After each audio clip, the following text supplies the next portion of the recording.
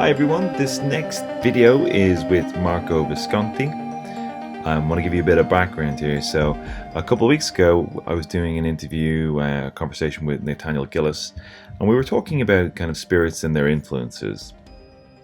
And the topic came around to LAM and Crowley and the influence of spirits had through Crowley and onto modern culture. And really I wanted to explore that idea a lot more. So I thought the best thing to do was to reach out to somebody who knows an awful lot about it. So I got in touch with Marco Visconti. A true Renaissance man, Marco is a London-based antiques and rare book trader. He's also a consultant, a lecturer, a music producer and a DJ. He is of course a Thelemite and a Freemason, and has been a member of the international Esoteric community for over 2 decades, receiving initiation into the AA, Choronzon Club and Ordo Templi Orientis. As entertaining as he is knowledgeable, this video is a real pleasure to record. We go through a lot in this hour. We go through LAM, of course, Ayahuasca, Crowley and the Book of the Law and the receiving of the Book of the Law. We talk about Aeonics. We talk about kind of internet myths about Jack Parsons and portals and how it's not really reflective of the truth. We talk about the elemental working. We go through the ontological meaning of spirits. What are they? Where do they come from? What do they represent? Are they aspects of the psyche or are they external entities? Does it matter? And Marco takes us through his own personal experiences in his experiments with spirits in the Goetia. And we touch on the OTO as well. So there's a lot there. It's a very enjoyable hour. Without further ado, I'll hand you over to Marco. All right. So first of all, well that's that's the bombshell question right away. Well, we need a little bit of a little background, pretty much. First of all, most people maybe don't really understand that Crowley came to realize the importance of the transmission of the Book of the Law some years later that he received it. Like, the history goes that, in Cairo in 1904, between the days, 8th to the 10th of April, he received the communication because a few days before, in fact, like 2 weeks before, over the equinox, spring equinox, having done a ritual to open up to the equinox of the gods. And then it's when Rose, his first wife, actually guides him in the Bullock Museum to the Still of Revealing and tells him they are waiting for you. And since Rose was absolutely divorced from any magical interest, Crowley takes this as a sort of an important message, because why is my wife that has no interest in magic? And in fact, I almost went with her because I wanted like a break from all my years that I spent in the Hermetic Order of the Golden Dawn. And Crowley, let's remind us that Crowley, got expelled by the Golden Dawn. He had this fight with William Butler Yeats. He tried to get him to Blythe Road and was like thrown down the stairs. And then because we think he was acting on behalf of MacGregor Mathers, but then Mathers rejected him as well. It's a bit of it's an interesting story, makes from an interesting movie that hasn't been done yet. But I still have hopes that BBC will do something one day. So anyway, imagine there's more like this Crowley that almost want to have like a break from magic, goes on his honeymoon, and his wife, again divorced from anything magic, just tells him, no, you've got to go back to it because they're waiting for you. And then again, the story goes that he does sit down, and as he reads every day from noon to 1, and he hears this voice coming from the back of his shoulders as he was just sitting at the desk, dictating in a very, they say, like his diary says that he dictates in an English tongue, but without any sort of inflection, not like my accent right now, which is a clearly Italian accent, like a complete like neuter English accent. He dictates the book of the Law, the 3 chapters. Now, before moving on to the bombshell question of LAM, Crowley says that this entity that was dictating the Book of the Law to him, wait a second, this is the Book of the Law for him, is this entity called Ivas. Now, Ivas is a name that, to my knowledge, it's not found anywhere else in any text, in any Gnostic text, in any Egyptian text, in anything, let's say, magical. It's something that Crowley heard for the first time. And we need to make a stop here because, first of all, not only Crowley itself in his diaries writes that Ivas could have been I was, like, so basically almost like an expression of his inner self connected with the idea of the Holy Guardian Angel. And again, even the idea of the Holy Guardian Angel, which is so central in Thelema, because there's basically 3 steps in Thelemic initiation only. It's the step of first initiation when as one is a neophyte. Then there's a step of the knowledge and conversation with the Holy Guardian Angel, the step of adepthood, when you become an adept, and then the crossing of the abyss and the becoming of master. Now, the knowledge and conversation with the Holy Guardian Angel is both so important, but also very difficult to really pinpoint because Crowley himself speaks of the Holy Guardian Angel in many ways, as in like as an external being, as an ascended master, as a fraction of the magician's psyche, and these then over the years. These ideas have been picked up by these or other, commentators and successive magicians. And you have, for instance, like a school that goes for a strict psychological model, and that is like, all of this is just parts of our psyche that we haven't really explored. So that I was, as in like something that was before, like the reptilian brain, or like archetypes, archetypal realities into our brains. So that ties very nicely with some sort of Jungian and even Joseph Campbell views of what mysticism and magic is. Then there's other schools that goes, no. These Holy Guardian Angels are ascended masters, like actual beings that have been walking on this earth. And at some point, they ascended this earth. And it's almost like a theosophical view way of seeing these things, right? So it harkens back more to Blavatsky and Hani Besant and Ledbetter, those ideas, like, no, the masters that were on this earth, the one someone else, and now they're communicating back to us to try and raise, the human consciousness onto the next stage.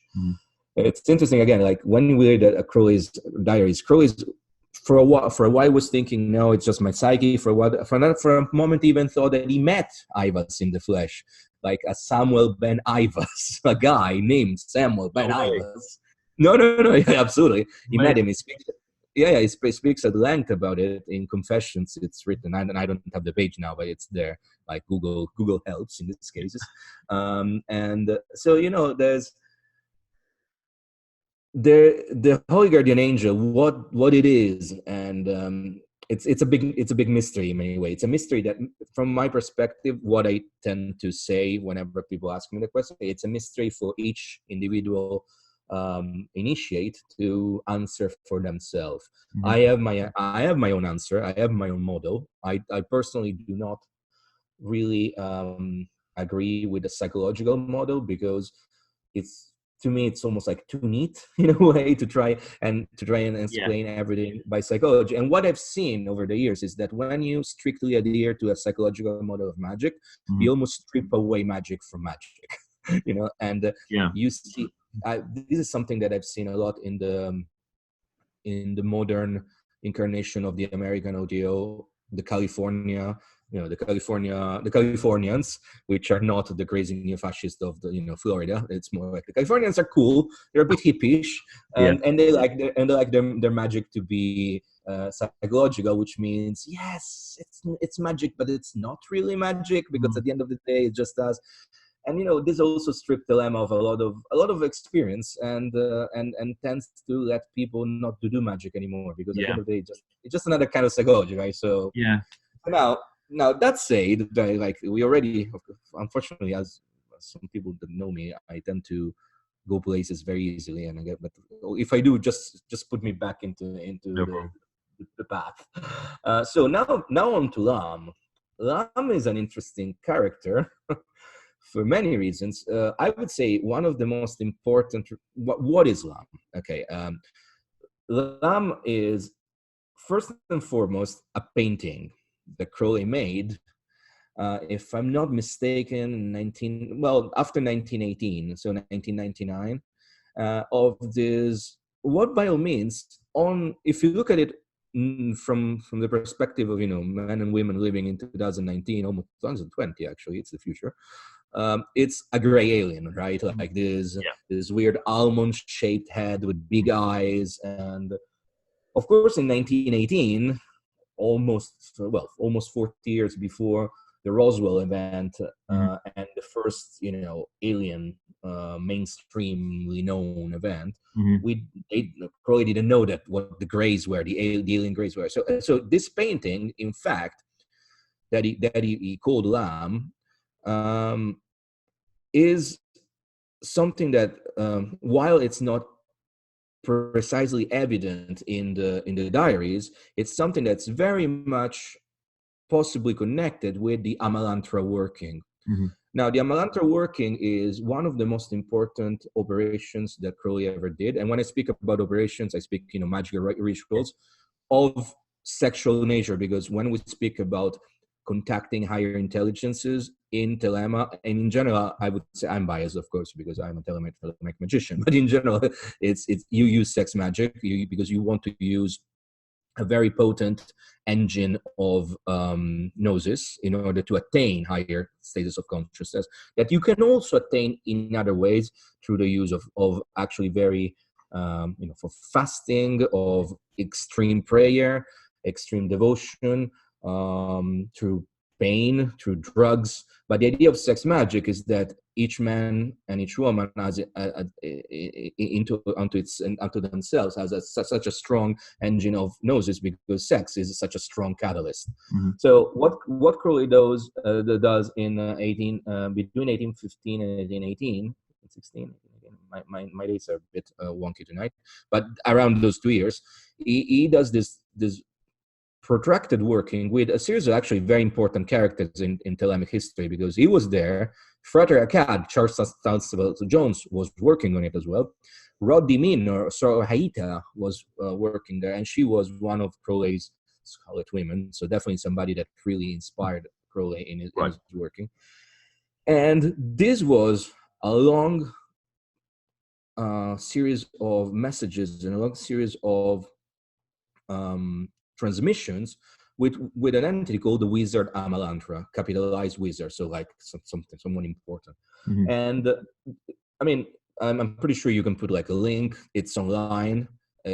People can go and read it, and it's a very interesting, very coherent, very visionary. Not as visionary as Liber 418, the Vision and the Voice would be later, and the Vision and Voice, like the Enochian operations that Crowley did with Victor Neuburg in the desert of Busada, which is so important for Thelema, because it's the Thelemic apocalypse, and it's the link between the Eon of the Father that ends with the vision of Joseph of Patmos of Apocalypse, and so and then you have the vision of Crowley and Neuburg, which is the same apocalypse, but from a Thelemic perspective, instead of ending, is an apocalypse of beginning.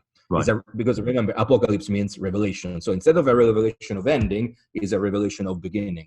And in 418, in the Vision and the Voice, you have the vision of Babylon, which is so important for Thelema that, I mean, we're not going to discuss that. Back to LAM. So this LAM is connected, it's painted after the Amalantra working, and in fact, important Thelemites like Kenneth Grant and Michael Staley, which is was basically Kenneth Grant, maybe secretary, that's a correct term, but definitely the person that was organizing Starfire, the Typhonian journal, and then Starfire Publishing. They have been telling again and again that, according to Kenneth Grant's memories in Remembering Aleister Crowley, Grant relates that in 1945, Crowley invited him to choose a picture from his portfolio, and Grant chose the LAM picture. Yeah. And apparently Crowley say, "Oh, Ivas." So, Okay. yeah, exactly. So in a way, if we have to believe Grant, and I exchanged letters with him back 2002 when I was translating Against the Light in Italian, and like I asked the question, he insisted yes, that's what Crowley told me, and and I have no reason to believe that Grant was lying about it. A lot of people I'm afraid, like since Grant decided to switch Thelema in a more almost like ufological direction and contactist direction, leaving behind the psychological model we spoke before, going in a more mystical way, if you want. Of course, so these detractors kept saying, of course, Grant would say that LAM was Iva, so LAM was so important because the cult of LAM became such a fundamental bit of the Typhonian tradition. Right.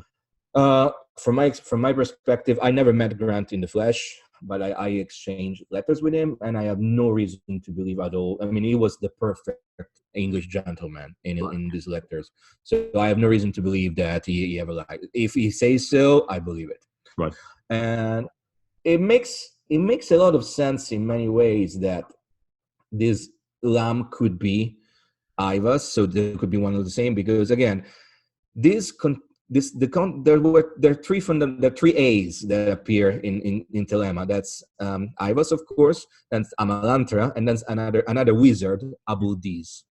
These three are, by all means, the idea of the secret chiefs, like the ascended master of the third order. And in Thelemic lore, in Thelemic,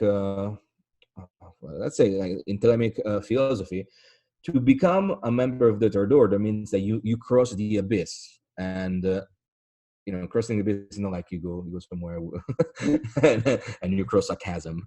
Like you ascend to the planes in your own initiation, to that level where you have complete mastery of magic, and you make the decision of leave the complete mastery behind. So leave that union, that what makes you, in a way, at the height of your power, at the height of your understanding. Leave everything behind, dissolve your ego and your power into the cup of Babylon, and be reborn as Nemo, no one, under in the city of the pyramids, under the night of Pan.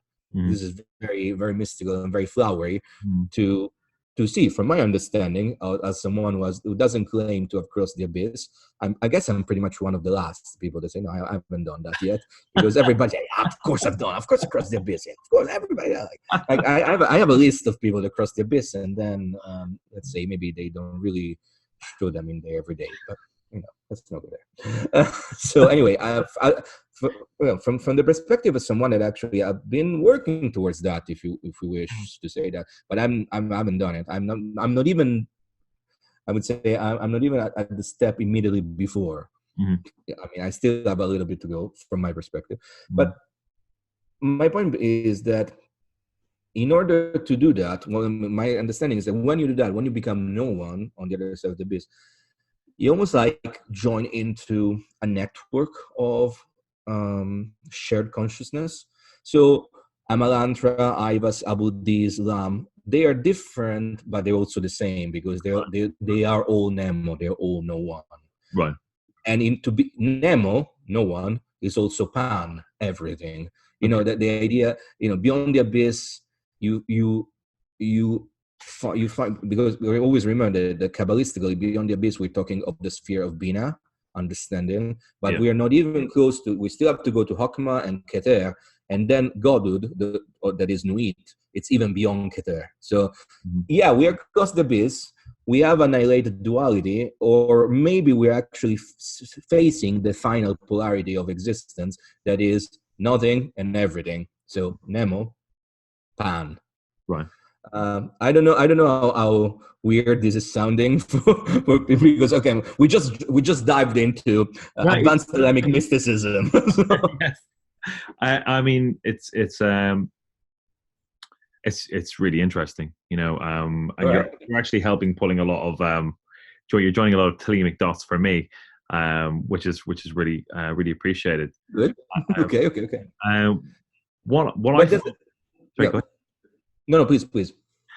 The bit that kind of that I find remarkable about kind of what we're describing is that when you look at, say, from kind of like the internet version of kind of the history of Thelema and how it's influenced culture, where you have the Amalantra workings, the idea that Crowley, being the master magician, was able to kind of open and close a portal, Mhm. and that kind of a couple of 20 odd years later, when Jack Parsons was doing the Babylon workings, that he opened a portal but couldn't quite close it. And that was like Mhm. 46, and then in 47 you had the first sighting of the UFOs, the flying saucers, the Cascade Mountains, and the whole thing about like LAM looking like grey.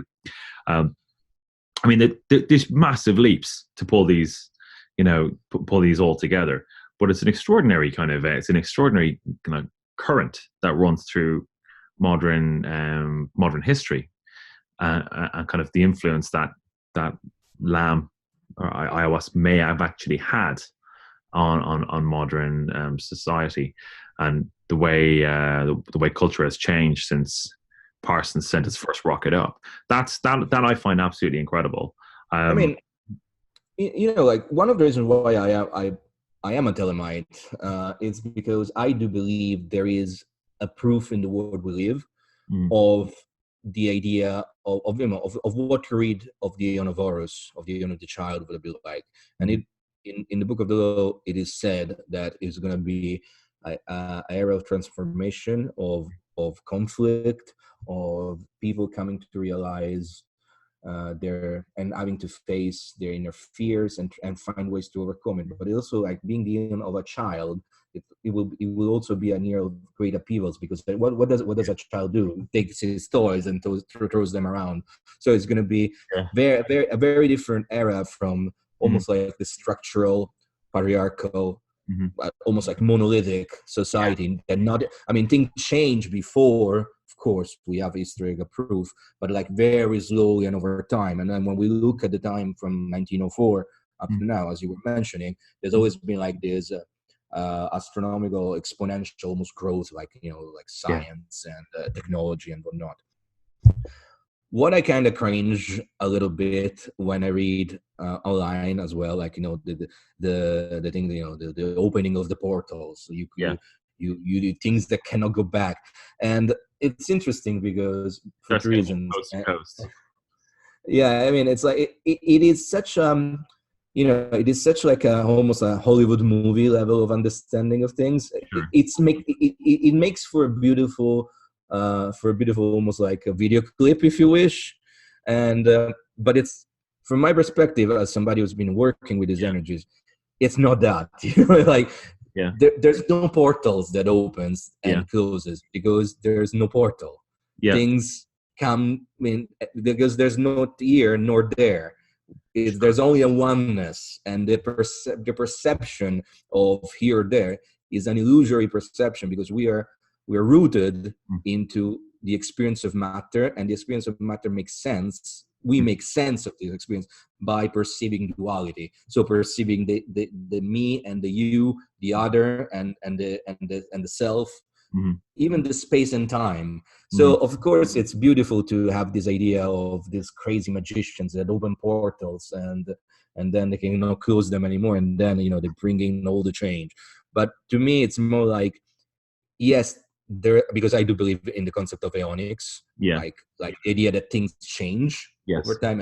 And for those who are listening to us, maybe are thinking, what the hell is was it aeonics? The idea of eons that are Mm, both periods of time but also law of nature. And mm, as eons succeed one with another, the laws of nature, the way we understand reality, change with them. And so like, yes, I do believe that in 1904 Crowley received communication, and mm, then he did a series of operations in order to strengthen that communication. And I do believe that Parsons did the same. possibly at a way less level of understanding of Crowley. Yeah. So basically, he did attract strange energies that then maybe he wasn't able to really control anymore. I do believe you can chew more than you can bite. Is that saying? More than you can chew. Yeah, exactly. See, that's. But at the same time, the idea that you open a portal and something comes in. Again, this is very interesting because this image has become so pervasive in pop culture that people as diverse as David Lynch, in the return in the last season of Twin Peaks, the one we all waited 25 years, and then I was, and then I was like, oh, okay, this is different, and then you go to episode 8, which is the one where he basically, he basically uses the Parsons Babylon working in order to show the birth of Bob, like the evil in this world. And it's like this is fantastic because, like I say, this is a narrative that definitely has stuck so much into pop culture that goes and went to inspire artists. It went to inspire, or movie makers or writers or whatnot. But I think it's almost like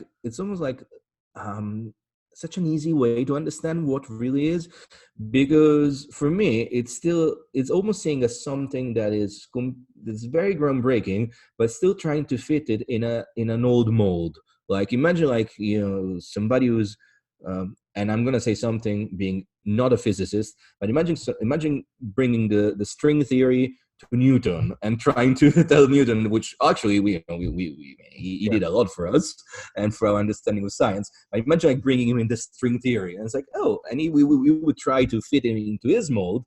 But that's so much more advanced than it that it's not that. Yeah, sure. There's another thing to say that going back to LAM, when we started this chat, we say that LAM looks like a gray, right? But now let's go back to it.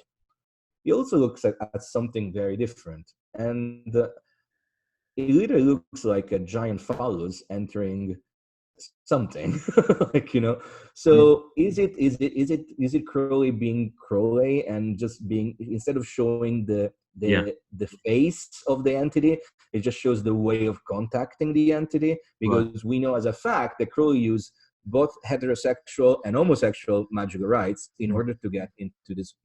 And if you look at LAM, it literally looks like a giant phallus entering either a vagina or an anus.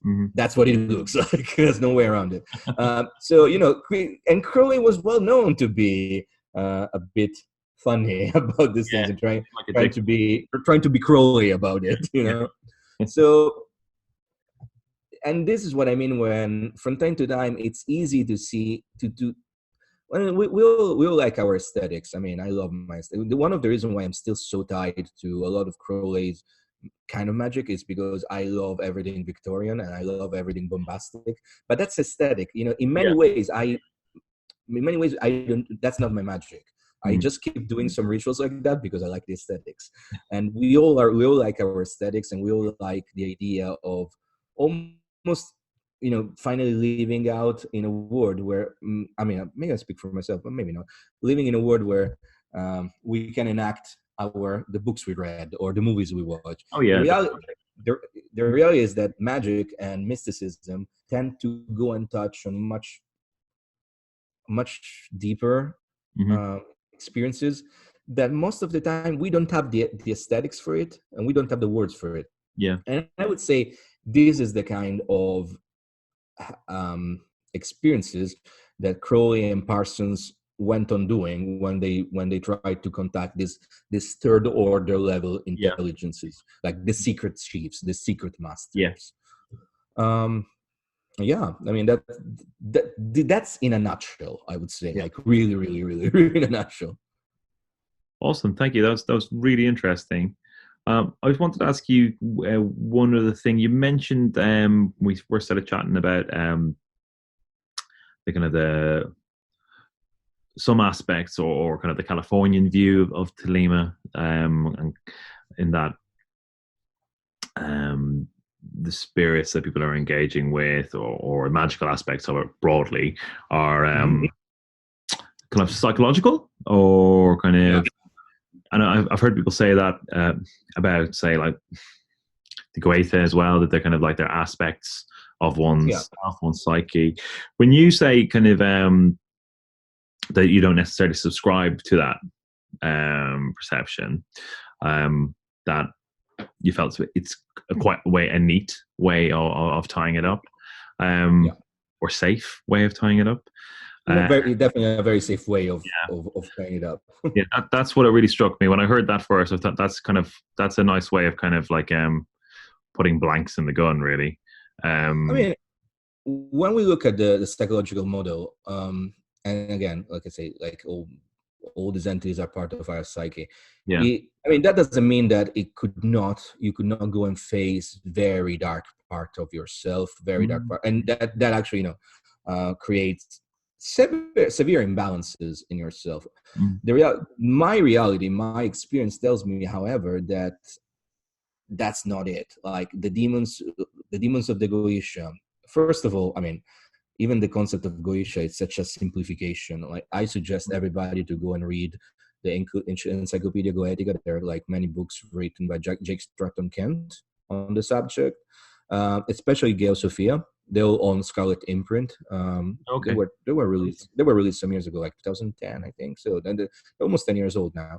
But basically, Jake Stratton Kent, long-time magician, long-time Thelemite. I don't think he considers himself a Thelemite anymore, but he was one of the people behind the new equinox here in the UK in the 80s and 90s. He worked with other people in trying to establish the new Eon in English Kabbalah. So I mean, a person I've really been doing the work forever, and mm, eventually in the last few years he started going very deep into anything, well, goetic. But what is done, he basically reestablished the history of Goetia, understanding where it comes from, understanding the fact that these demons, they're not that. They're not 72. They're connected to, yeah, tonic days, deities coming from Asia Minor. So yeah, possibly it's those spirits are more of almost a remembrance of a cult that was before, and we don't have anything left yeah, if not these little hints in grimoires from the Middle Ages and onwards. Now that said, uh, accepting that even the term Goetia is very contentious in many ways, even if we see that uh, as a catalog of spirits, those spirits, from my experiences, and I work with them, they're not parts of my psyche. I mean, they can represent some of the things that are in every human being, but those are spirits that exist outside me, they're external. and they're external realities, and that is for me the same with whatever we call gods. And Mm, I would say for me it's the same whatever we call the secret chief, the secret masters. yeah, So I definitely do agree with the idea that these these entities, these egregores, um, are outside. I don't know, nor I really have an opinion, nor I really care if mm, these are like, where ever embodied spirits that then they became disembodied, if they're like aliens from other places. I got to a point where I do not worry so much about the ontology of it, like yeah, what is the spirit. I'm interested in the spirit, is in the communication with the spirit, yeah, and in what kind of transaction we can complete. mm, What does the spirit want from me? What can I get from the spirit? mm, um, and in my own personal experiences and experiments, um, I found out that approaching the ritual, the communication, which usually is done by virtue of ritual, with this mindset, also not only facilitates the transaction and the communication, but also can give me then insights on what these things are. okay, And again, it's interesting because again about synchronicities is that just in this last few days, I've been watching this thing on Amazon Prime this series called Hellier, and it's all about. No, Siri, I don't want to talk to you. Siri just asked me if I want to talk with her. No, I don't want to talk to you, Siri. Go away. I know the So series. speaking about communication with this embodiment is you got Siri there. So anyway, the last few days I was watching this series on Amazon Prime called Hellier, and it's amazing because I mean this is a made up fake documentary about a bunch of American ghost hunters getting into big case connected with the Mothman prophecies. So the idea, with aliens, but are they aliens, or do they come from the stars? Do they come from the earth? What are the? And it's so funny because they mention a person that I know personally, Alan Greenfield. Like this guy, ex-audio as well. Yeah. He went on to write a lot of interesting books, and they mentioned this book, which again I suggest everybody read. It's very interesting because it gives an interesting perspective. The book is called "The Secret Ciphers of the UFO Notes." Okay. And the point is, so what are these the spirits that you can get in touch with? Are they aliens coming from another planets, or are they spirits coming from this planet, or are spirit living here right now with us, just on a different vibration of matter and space? And this also harkens back with a beautiful book written in the 1800s, Flatland. The old idea that if you live if you were like a two-dimensional creature, like seeing a three-dimensional creature would be something basically invading your space and then disappearing, right? And but then again, so for me again, when people ask me, so are the demons of the Goetia, are they demons, are they aliens? It doesn't matter really. The ontology of the spirits doesn't really matter to me. First of all, because not being a God-fearing Christian or Muslim or anything like that, like I'm not afraid it's gonna kill me or damn my soul, because I believe I am in charge of my soul completely.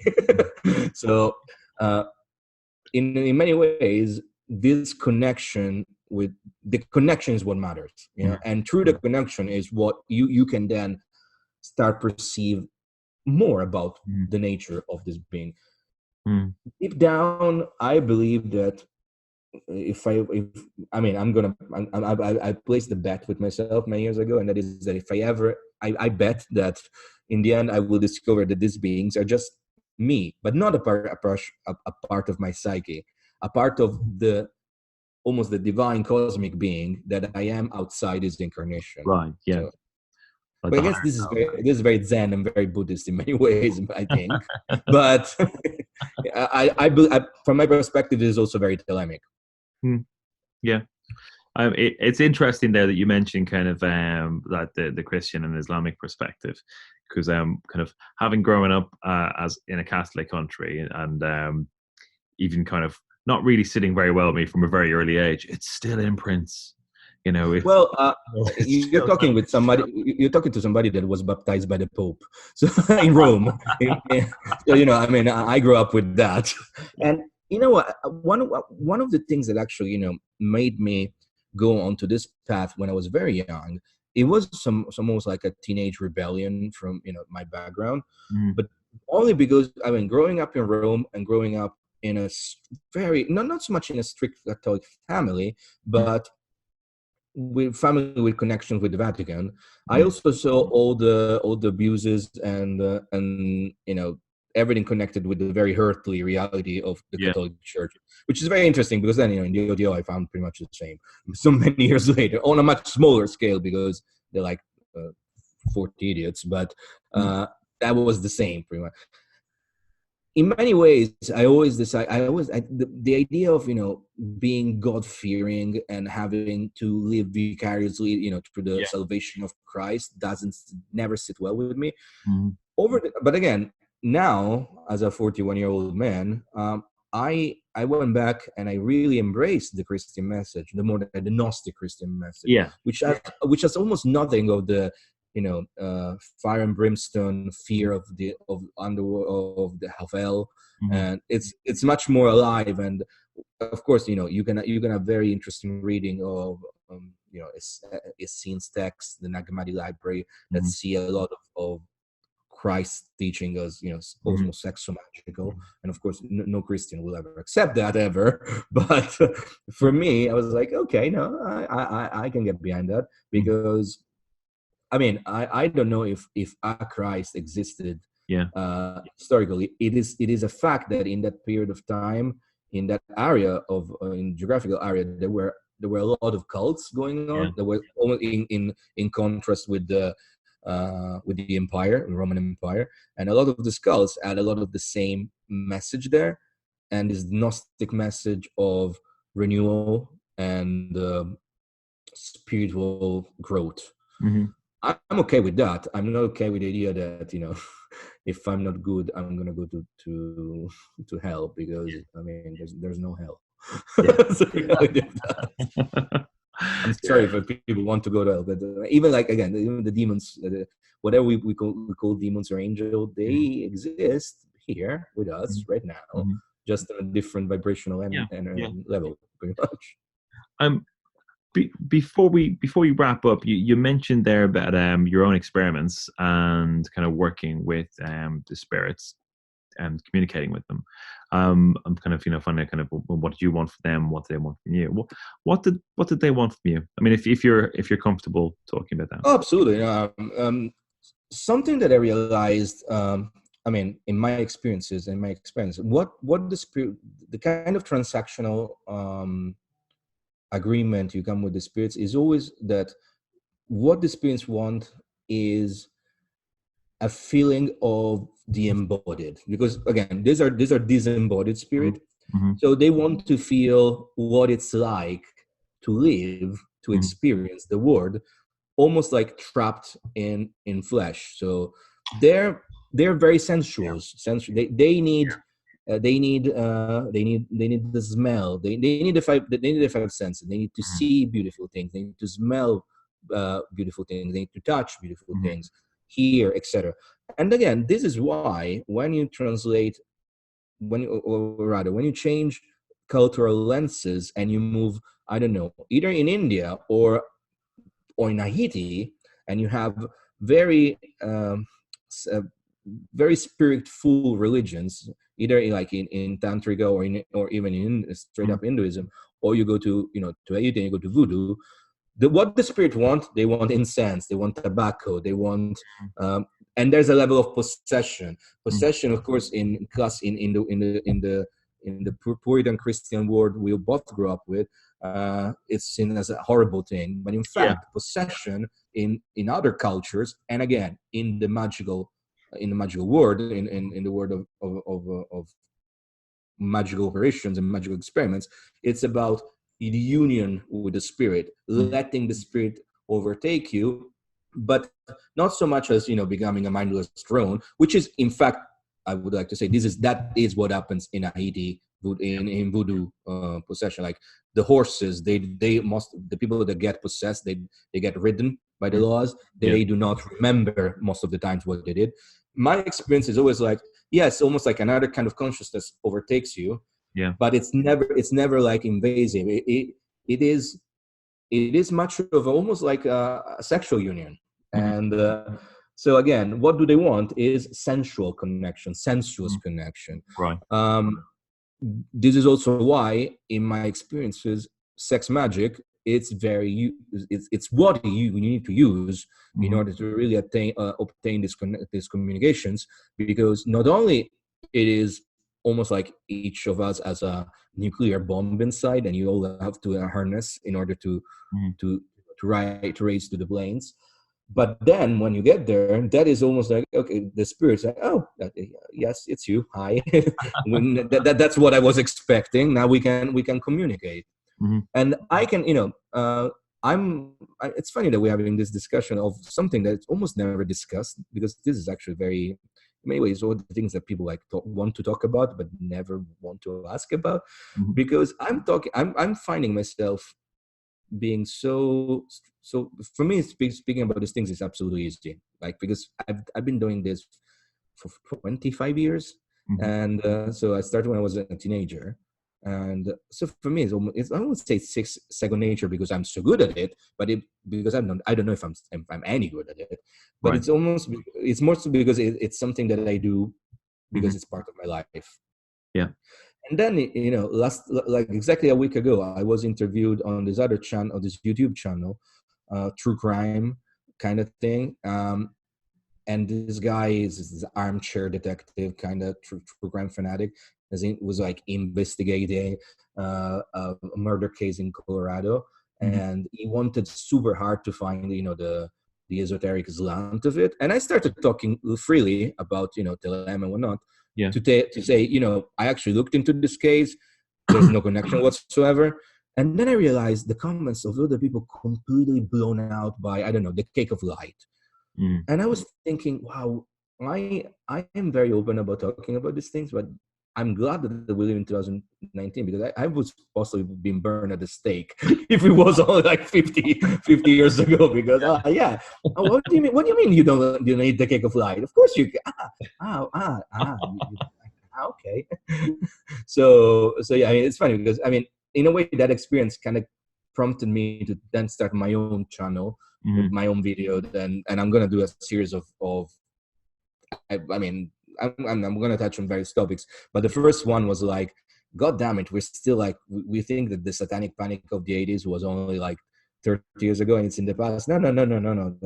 Like I'm pretty sure that you'll get interesting comments on our Oh, conversation no, here. no doubt about it. No doubt about it. So, Yeah. I like, mean, what do you mean? yeah. What do you mean you letting spirit to touch you? Why not? I mean, what's wrong with that? Yeah. No, So, I did a couple of readings from a Scarlet Imprint book on gin, because that was kind of a subject matter that I've been super interested in, uh-huh. uh, and I got some comments just on that. It's like, this is, you shouldn't be reading this. This is evil, etc. In many ways, it's really, to me, it's fascinating. I mean, it's like, wow, the word is much more diverse than I thought, but for all the wrong reasons, because I thought we left that behind. No, actually not. But it's You know, even even, even quite secular people. It's still in there. It's like oh yeah, occasionally kind of okay, potentially ill-advised after a few drinks at a work do. Occasionally, I start talking about this kind of thing. But uh-huh. what are you interested in? I'm like, well, Well, glad you asked. and you even No, have but quite strong reactions from people who are atheists or very secular. There's still something within that kind of Abrahamic programming is so strong that yeah, absolutely, it's very true. Again, for me, this is realizing this is not shocking, but maybe we can say shocking, because again, I spent my life, the 50 odd years I spent on tour as a musician. You were living almost in a bubble, like, yeah, you were there, and then I came back to it, and then I started working at Treadwells, and for 4 years I worked at Treadwells, and that is like only 1 year ago I moved on to do other things. yeah. So for me, it's almost feel like I'm 41, but I've been in the normal world for only 1 year, and it's like, oh, everything that I think is normal, it's not. So it's fun in many ways. Yeah, I know exactly what you mean. Um, it's been absolutely awesome to catch up and awesome to chat through this. I really appreciate your time on Well, I think we did touch on some. Oh wow, it's already 1 hour gone. I just realized, like, I mean, like, if you have any other questions, if you want to, come back to this with more specific things, yeah, I'm always happy yeah, to that'd be great. That'd be great. share ideas. Definitely.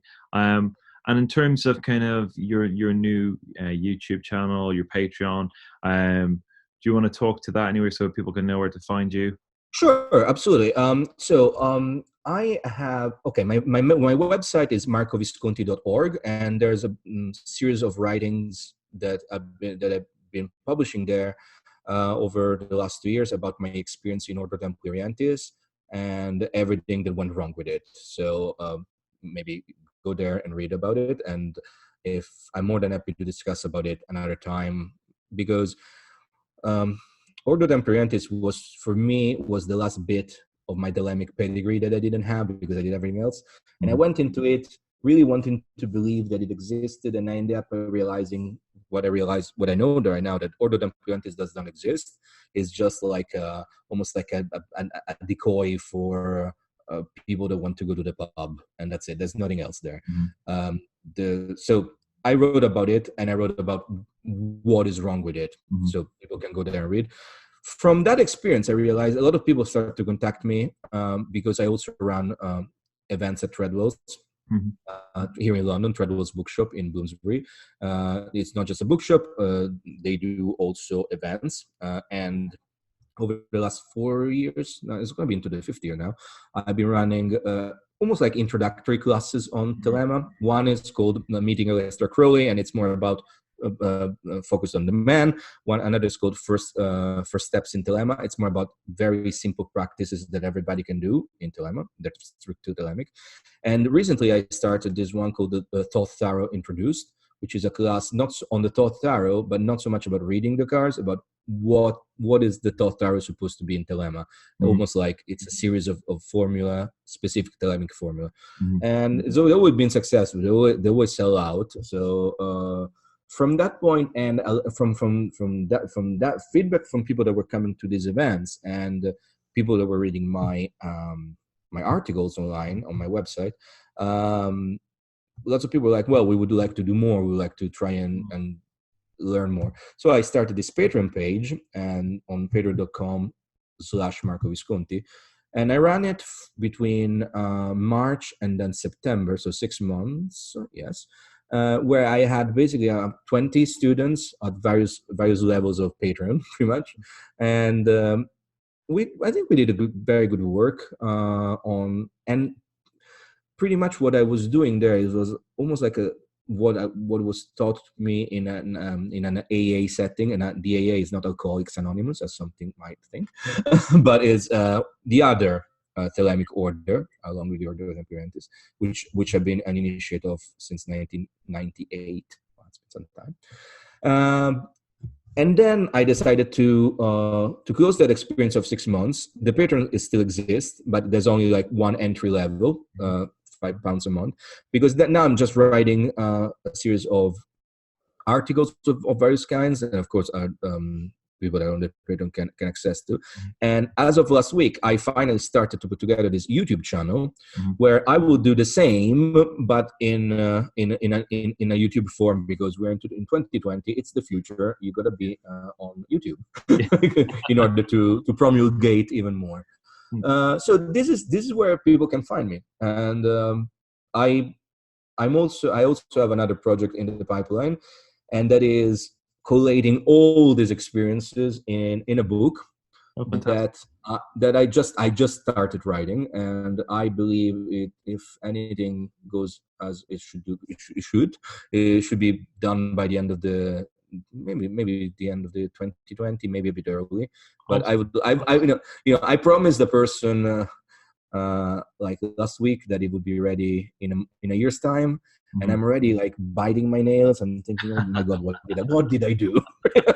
so yeah, pretty much I have work to do now. So that's where people can find me. I am out in and out of Facebook. I try to be as deactivated as Facebook as I can, because despite I was been an early adopter of everything social media, but now I'm like, nah, we get to points where we like Zuckerberg doesn't need my data pretty much. Yeah, it's I mean, it's not like with Google we're being any better, but Google is just tiny better. it's true.